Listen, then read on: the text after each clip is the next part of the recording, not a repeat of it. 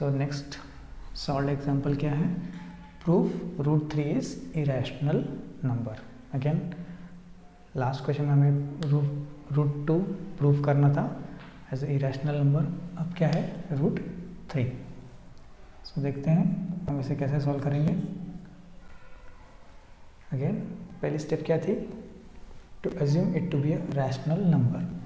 सो पहले कहते हैं let root 3 be a rational number. अगर रूट 3 रैशनल नंबर है तो हम क्या कर सकते हैं, root 3 can be written in the form of a by B. हम a बाई बी यूज़ कर सकते हैं, p बाई क्यू भी यूज़ कर सकते हैं। सिंस ये रैशनल नंबर है तो हम इसे a बाई बी फॉर्म में लिख सकते हैं, वेयर यहाँ पे कंडीशंस इंपॉर्टेंट है, a comma b are co-prime numbers and b is not equal to 0। दो कंडीशंस क्या बनती है फिर, where a comma b are co-prime numbers and b is not equal to 0। ये हो गई हमारी फर्स्ट स्टेप। सेकंड स्टेप में हम क्या करते हैं, स्क्वेयरिंग कर लेते हैं both sides. Squaring both sides तो क्या होगा, 3 is equal to a square by b square, और सिंपली हम इंटरचेंज कर लेते हैं, बी स्क्वायर वहाँ पर जाके मल्टीप्लाई होगा और 3 डिनोमिनेटर में आएगा, will get b square equal to a square by 3। जब हमें रूट 2 लिया था तो हमें ए स्क्वायर बाय 2 मिला था, यहाँ पे अभी रूट 3 के लिए ए स्क्वायर बाय 3 मिल रहा है। इससे हम क्या कंक्लूड करते हैं कि since 3 is a factor of since 3 is a factor of a square, it implies that 3 is also a factor of a, जो कि हमारा स्टेटमेंट नंबर 1 बन गया। फिर हम क्या करते थे कि late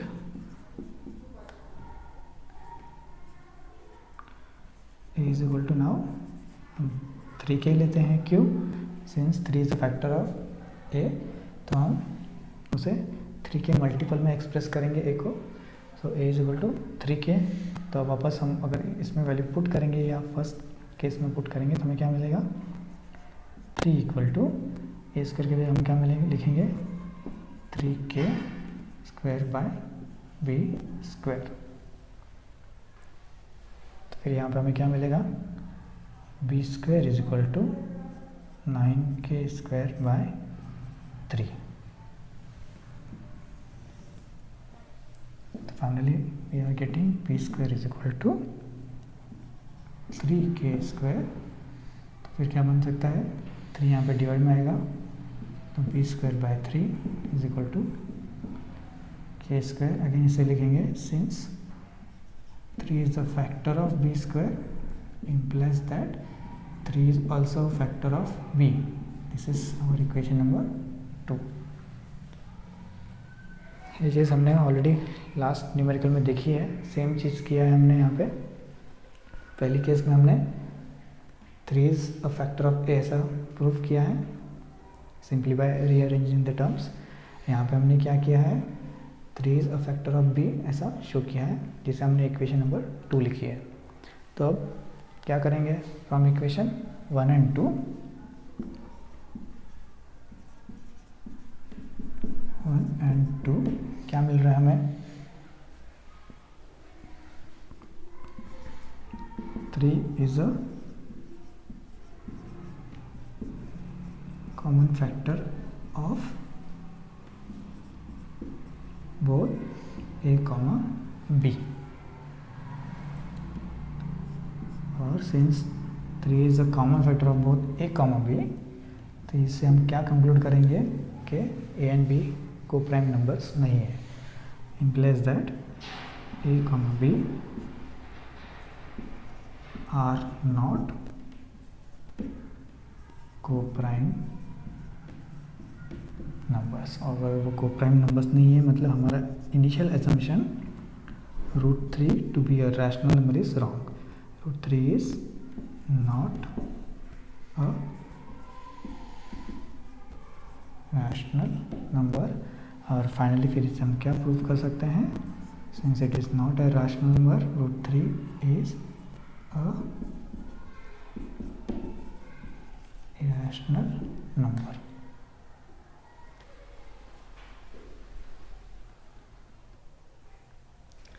Now next example is example number 10. Question क्या है, prove 5 - √3 is a irrational number. ये जो एक सेकेंड टाइप कह सकते हैं हम। फर्स्ट टाइप में हमें कौन से नंबर मिले थे, √2, √3, √5, √7, ऐसे नंबर्स को हमें इरेशनल प्रूफ करना है। वो कितने स्टेप में हो रहा था इरेशनल प्रूफ, 3 स्टेप्स में। ये क्वेश्चन दिखने में थोड़ा कॉम्प्लिकेटेड है, लेकिन अर्लियर क्वेश्चन से काफ़ी सिंपल है, क्योंकि इसमें हम कम स्टेप में इसे सॉल्व कर सकेंगे। सो प्रोसेस हमें जो करनी है वो सेम ही करनी है। पहले हमें क्या एज्यूम करना है, late 5 - √3 be a rational number such that 5 - √3 can be written in the form of a by b, where a comma b are co-prime numbers and b is not equal to 0। तो पहली step तो same ही है कि हमें क्या assume करना है कि let it be a rational number, क्योंकि हमें इरेशनल प्रूफ करना है, और फिर उसे a बाई बी के फॉर्म में, p बाई क्यू के फॉर्म में लिख सकते हैं, where a and b both are coprime numbers and b is not equal to 0। दो कंडीशन भी लिख लेनी है, सेम चीज़ है। जैसे यहाँ पे अब हमें क्या मिल रहा है, 5 - √3। तो हम क्या करते हैं, √3 को पॉजिटिव बनाने के लिए √3 यहाँ पे शिफ्ट कर देते हैं और a/b यहाँ पे शिफ्ट करते हैं। तो क्या बनेगा, हमें कुछ ऐसी चीज़ मिलेगी, 5 - a/b इक्वल टू √3। या फिर इसे हम ऐसा लिख सकते हैं, √3 इज इक्वल टू b, और 5 के नीचे कुछ नहीं है, मतलब दिस इज 5/1 रैशनल नंबर। अब हमें सिर्फ क्या करना है, इस चीज़ पे फोकस करना है। वो कैसे, हम क्या कहेंगे, 5 इज अ रैशनल नंबर, क्योंकि अगर कुछ नहीं था तो 5/1 लिख सकते थे हम। अगर 5 था तो ओनली हम 5/1 लिख सकते थे। And a/b, sorry a/b, a/b, हमने ऑलरेडी कहा है कि a/b is a rational number, क्योंकि ये standard form of rational number है। तो इन दो चीज़ से हमें क्या पता चलता है कि 5 इज़ अ रैशनल नंबर और a/b is a rational number. दो रैशनल नंबर की अगर हम एडिशन सब्ट्रैक्शन जो करेंगे एज पर द साइन, हमें फाइनली क्या मिलने वाला है, our right hand side will be a rational number. यहाँ पे ये भी रैशनल नंबर है, ये भी रैशनल नंबर है, दोनों में एडिशन सब्ट्रैक्शन, यहाँ पे सब्ट्रैक्शन कर रहे हैं हम। तो वो करने के बाद हमें फाइनली जो कुछ मिलेगा नंबर, वो क्या होगा, एक रैशनल नंबर ही होगा। लेकिन प्रॉब्लम क्या है, बट वी नो दैट, हमें क्या पता है, your left hand side, left hand side में क्या है, √3, left hand side that is √3 is a irrational number. अब हम ये रिजल्ट डायरेक्टली यूज़ करने वाले हैं कि √3 एक ऑलरेडी हमें पता है कि it is a irrational number, और यहाँ पे वापस उसे प्रूव करने की आवश्यकता नहीं है। तो हम क्या कहेंगे, left hand side that is √3 is irrational number. मतलब इससे क्या हो रहा है, हमें लेफ्ट हैंड साइड में इरेशनल नंबर मिल रहा है, राइट साइड में हम कह रहे हैं कि ये रैशनल नंबर है। मतलब कहीं तो हमारा एजम्पशन गलत हो गया। तो हमें फिर इससे हमने क्या प्रूव किया कि हमने जो इनिशियल एजम्पशन किया है वो गलत है। वो कैसे कि will say that since left hand side is a irrational number, तो our initial assumption is wrong। हमारा इनिशियल एजम्पशन रॉन्ग हो गया है। हमारा अगर इनिशियल एजम्पशन इज रॉन्ग तो मतलब क्या है, 5 - √3 जो नंबर हमें दिया है, जो हमने इनिशियली रैशनल नंबर एज्यूम किया था, इज अ इरेशनल नंबर। तो ध्यान से देखा तो क्या समझ में आ रहा है कि ये question is a much simpler question than the earlier question.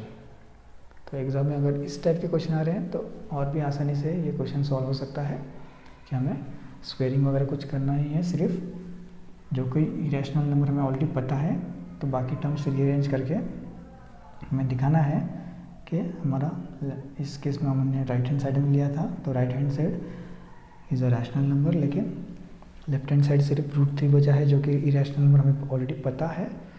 तो हम क्या कह रहे हैं, और initial assumption is wrong, so the given number is irrational number.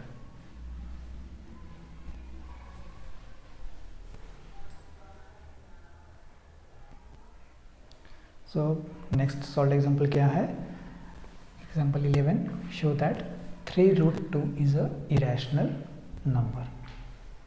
ये एक्सरसाइज पूरी इसी टाइप के क्वेश्चन पे डिपेंडेंट है कि हमें इरेशनलिटी प्रूव करनी है। तो अब ये थोड़ा अलग फॉर्म में है 3√2, लेकिन अगेन ये सेकंड कैटेगरी वाले जो नंबर्स दिए हैं ये सिंपलर है। कैसे, हमें जो नंबर प्रूफ करना है 3√2 एज इरेशनल, हम कैसे स्टार्ट करते हैं, पहले हम एज्यूम करते हैं let 3√2 is a rational number.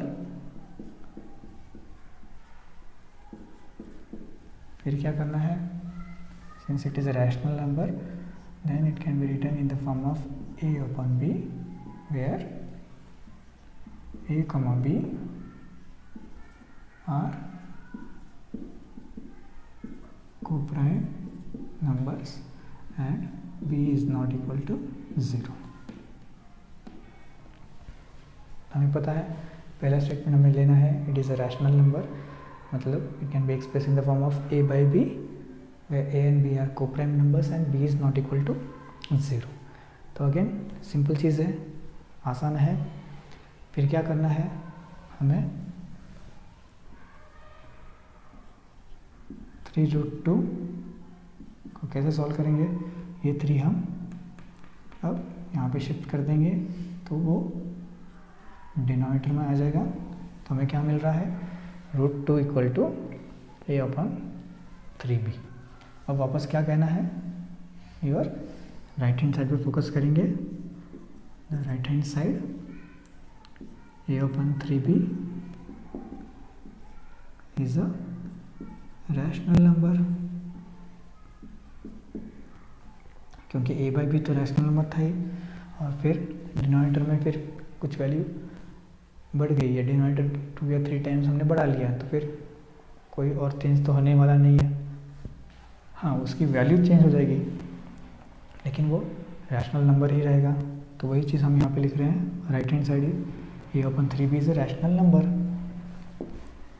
But जब हम लेफ्ट हैंड साइड देखेंगे, left hand side that is √2 is a irrational number. Right hand side तो रैशनल नंबर है a/3b, लेकिन left hand side √2 is a irrational number. और इससे क्या हो रहा है कि एक साइड रैशनल एक साइड इरेशनल, तो फिर ये इक्वेशन तो हो नहीं सकती बैलेंस। तो इससे क्या पता चल रहा है हमें, our initial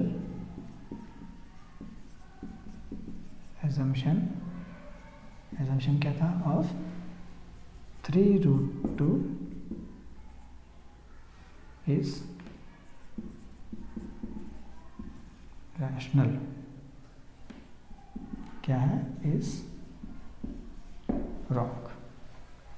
Our initial assumption of 3√2 is a rational number is wrong. और हमारा इनिशियल एजम्पशन रॉन्ग में मतलब क्या मिला है फाइनली? 3√2 is a